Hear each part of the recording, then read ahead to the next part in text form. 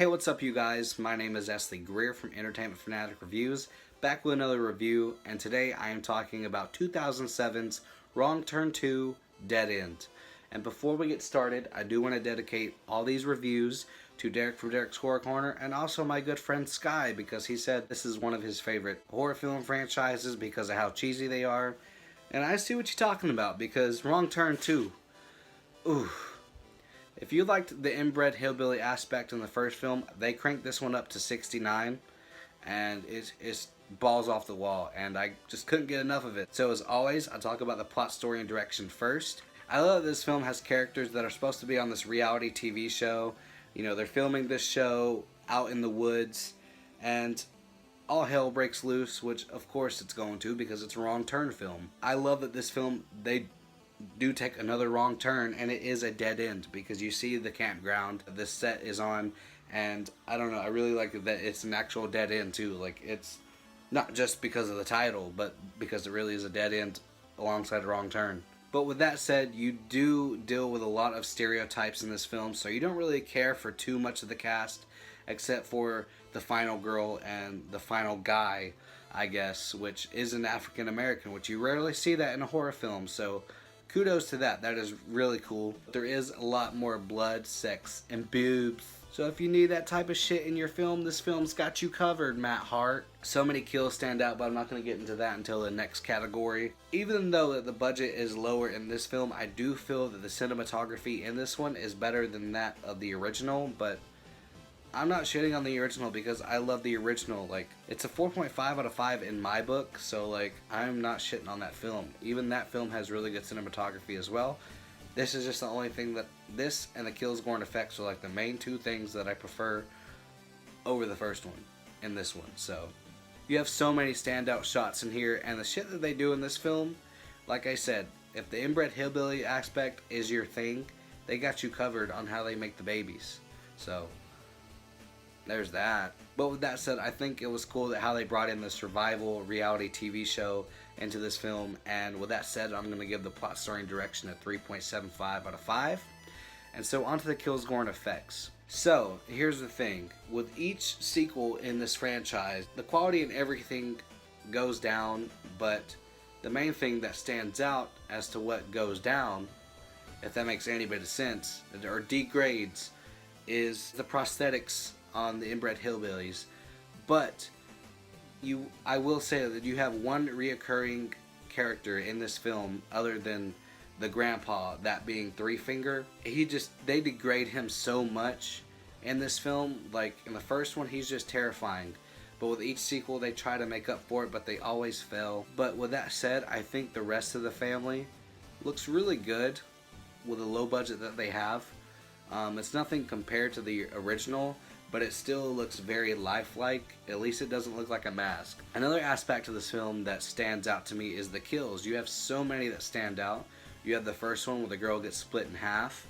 You also have where the slut in the film gets her back sliced and diced, and it's really cringeworthy in a good way. Like, you're just like, oh my god, I felt that. So whoever has back problems, real or not, would probably cringe at that, because it shows the aftermath, and it's really gory. Oh, and the grandpa, where he explodes, when they put the dynamite in there, that's really cool. You only have very few deaths in here that are meh, but the rest of the deaths in here, they crank it up to 11, and I really prefer these deaths over the original. It had its cheesy moments, but overall, I had a smile on my face every time someone died, because they're creative, and they're really bloody. So for kills, gore, and effects, I'm going to give it a 4.25 out of 5. And so onto the acting. So the main characters, like I said, that I care for were Nina, Dell, Jake, Mara, and Amber. And then everyone else does their job. But I can honestly give a shit about their characters, because you have that one guy that cheats on his girlfriend with the slut. Then you have the slut. Like I said, there's so many stereotypes in this movie. It's not even funny. Like, you think of someone in a horror film, like in a slasher film, you think of the stereotypes, they're in this movie. So anyways, even the hillbillies in here, they stand out, because you have the dad in here. He's played by Ken Kersinger, which was Jason in Freddy vs. Jason. Speaking of that, with the inbred hillbillies, this is the first movie where you get to hear them speak which I'm up to 4. And yes, they have their own, language that's not gibberish, but inbred hillbilly language. And this is the first time you actually hear one of them actually speak like English. What's the first thing you expect to hear out of their mouths? I wasn't expecting this, but in the situation that led up to it, it made sense. You had Ken Kersinger's character just looking for somebody, he can't find them, but she's right there, but he just, fuck. I'm just like, wow. And then later on, I think someone else says shit, and I'm like, I didn't know that fucking shit were part of a universal language where everyone can understand it. So, I don't know. I thought that was pretty funny, but anyways, I think the inbred hillbillies did a great job as well.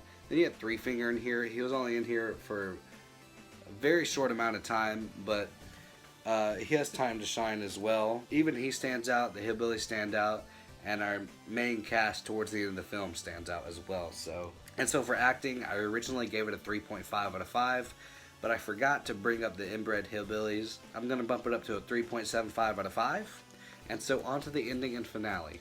I love that the conclusion of this film takes a lot longer than it did in the first film. This one has a lot more carnage, and it's really fun to watch because it is action-packed with inbred hillbillies. And it sucks that you see Del go, which was played by Henry Rollins, but I don't know, it feels as if, because I felt like he was like the driving force of this film, or at least he was the badass of the film, and it sucked seeing him go, but he had an heroic death.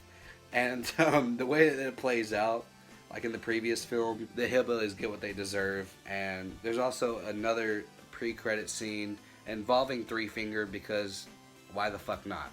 Because they had a pre-credit scene with him in the original, so like, you gotta do it again. I really love the ending to this film. The beginning of the conclusion reminded me so much of the dinner scene in Texas Chainsaw Massacre, which that was very unsettling, and in this one it's very unsettling as well. I don't know that they were copying it or paying homage, but I really enjoyed it. So, you had that happen, and then you had the action-packed shit afterwards, and it was a really nice touch to the ending. And so, therefore, I'm going to give the ending and finale a 4.25 out of 5. And so, on to the main question. Would I watch it again? Yeah, I honestly would. This was the first Wrong Turn sequel that I saw, thankfully. Even then, I didn't see it until like 5-6 years ago. Before I watched it for this review, it's been about 5 or 6 years, if not longer, since I've seen it. And I remember enjoying it. I know that my mom and my sister and my stepdad didn't like it, but I liked it because it was very cheesy. I knew not to expect the greatness of the first film going into it. But with that said, I really had a fun time with it. And so I'm going to say that for Wrong Turn 2, Dead End, is a film that you need to show your friends and family. It's really cheesy, and it's really stupid, but I just couldn't get enough of it. Like, it just cranks the craziness to 11. But I will say, if you didn't like any of the other sequels and you haven't seen this one, I do recommend seeing this one, because I feel like the Wrong Turn franchise got beaten into the ground because of the sequels. Like, I know a lot of people that don't want to see the first because the sequel has ruined it for them, and I can see where you're coming from, but the first film is great and the second one is really good. But I do want to add one more thing before I go. There's a special feature behind the scenes with Peanut from 311, which was one of my favorite bands. They're in my top 10, top 20, but Peanut is the bass player in the band, and he has his own little segment in the special features because he's good friends with the director. And I don't know, I just thought it was, when I first saw that 5-6 years ago, I was geeking out because like 311 was like my second favorite band or third favorite band at that moment. So I don't know, I still really do enjoy 311, but I thought it was really cool that Peanut had his own segment in Wrong Turn 2, which I thought was really cool. But anyways, just remember that during these tough times, you're always somebody's reason to smile, and think positive.